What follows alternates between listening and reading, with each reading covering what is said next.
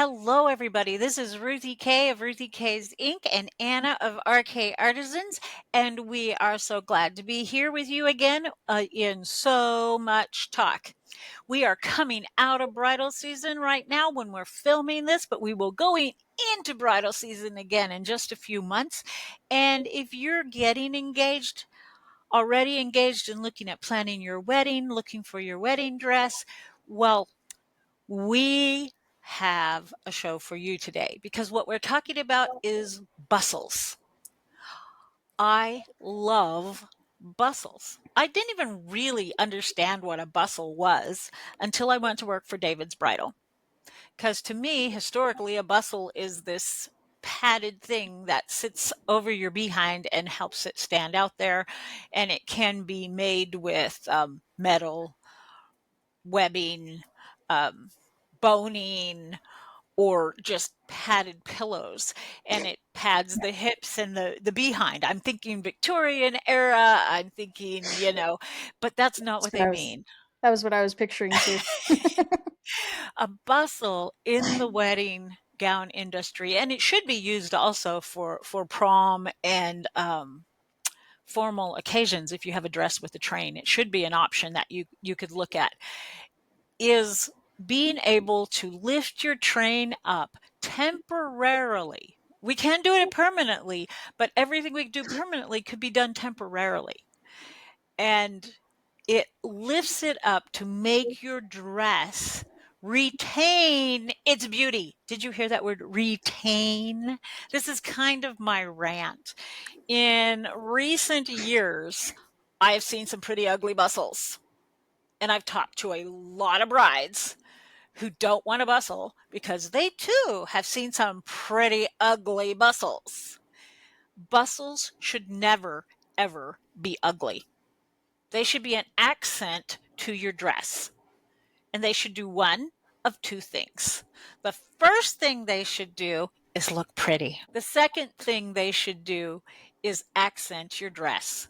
And they can do that by making your dress look different for the reception, or by making your dress look as if it had never been bustled for the reception.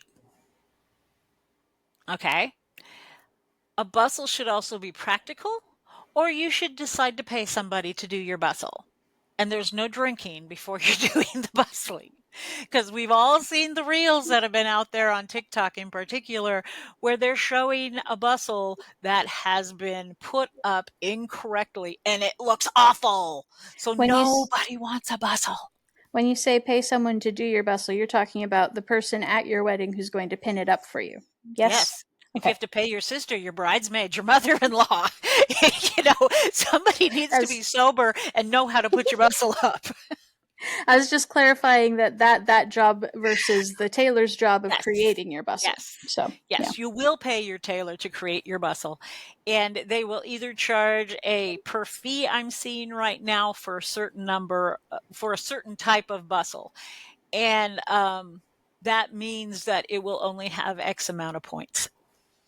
Not necessarily what you want. Um, So explain bustle points.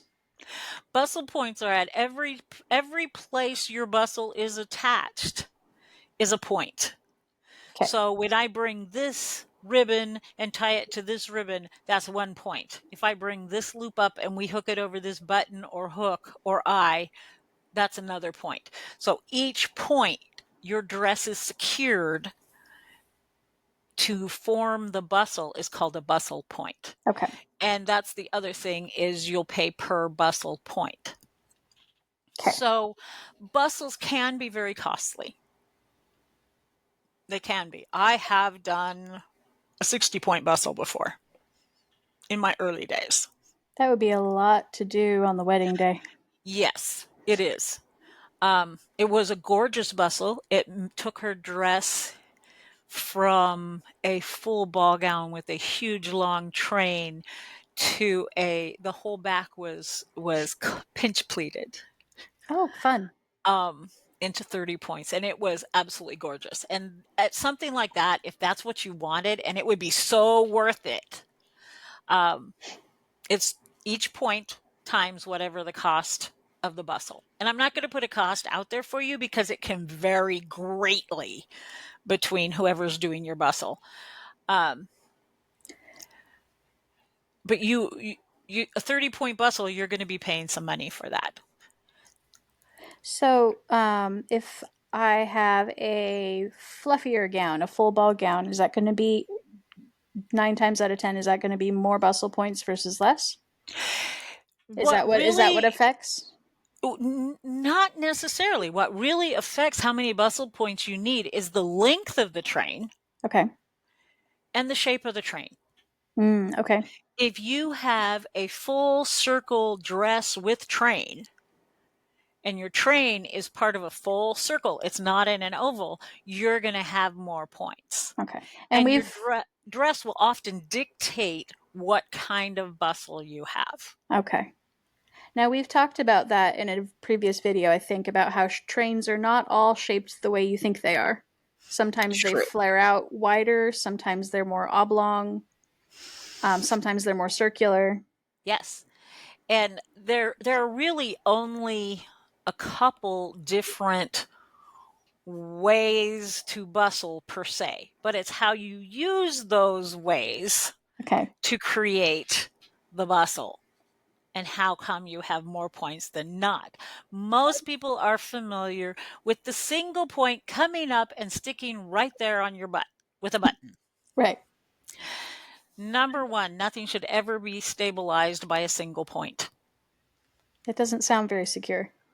A, a horse's tail is not an attractive thing to watch swishing around the floor. And if you only have one point and you have a big long bustle that's pulled up into that one point, it swishes side to side Mm. as you move. Okay. That is not the most attractive thing in your wedding gown. Especially if, come on, if you have a beautiful applique down the center of your train, going from your seat down the back or on the bottom of your train, you have this gorgeous applique that comes into that center point. You want to show that off, and it's swishing side to side is not going to show that off. Two, it's going to be heavy. Yeah. 9 times out of 10, all the weight of the train held by one button is going to break. You Okay. don't need that. So always a minimum should be 3 bustle points. If your train actually could technically be held up with one button, you need 3 right in a triangle there to hold that up. Because then if one breaks, the other 2 won't. Okay. Okay, so your bustle has to be stabilized with more than one point. Absolutely cardinal rule. There's probably like 1/360 thousandths of a chance that there's a dress out there that you could hold up with one button. And yes, I'm sure people are going to tell me, but mine didn't break. You are so lucky, and I'm so glad for you. But if you haven't had yours not break yet, yay! But if you're coming up on that, how about not taking that chance? 3 bustle points. And if you're actually a seamstress, 3 bustle points. Stabilize that. The other way, and those are called American bustles, they pull up from the bottom to the top. They form a little triangle, Okay. okay, from the bustle point. The other ones are most often right now, as I'm seeing it and hearing it from brides, called a French bustle, which tuck underneath. So it folds a little flap over the top, Mm. and you end up with a pocket underneath of your fabric showing through.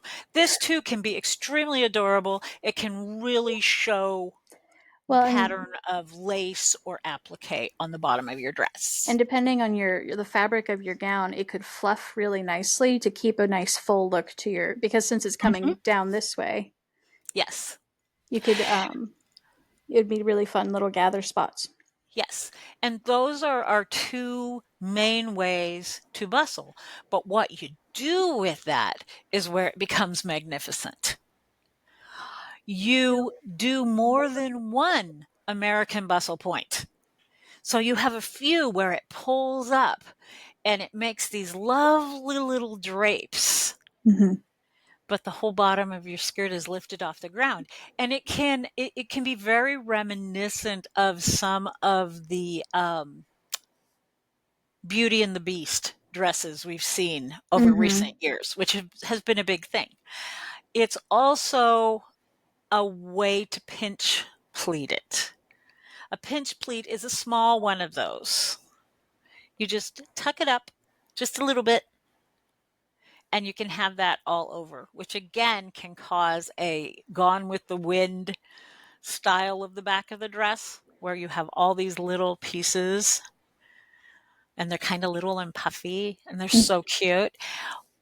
Or we can take the under bustle and the most one you, I mean, the French bustle. And most people, you see that one where it's just 3 points up and it makes this curve. And sometimes Hmm. that's beautiful. Sometimes it's great. It's just what the dress needs, especially if it's simple and it's satin and it's not too wide. But sometimes maybe try a couple layers of that.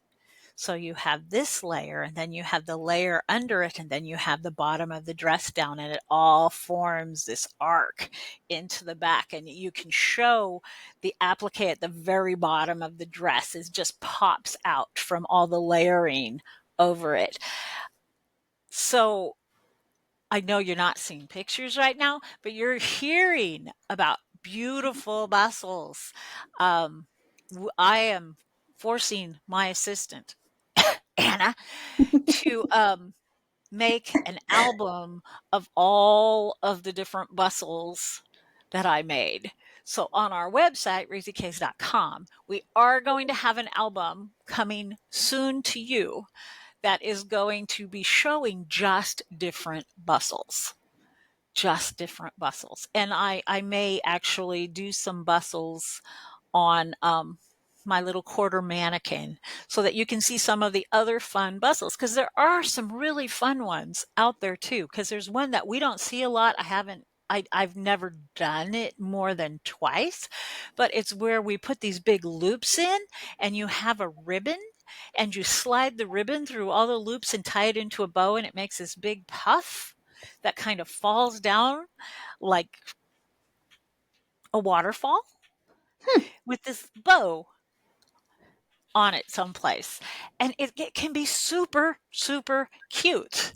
That sounds Um, super cute. and you can do a couple of those over your dress too.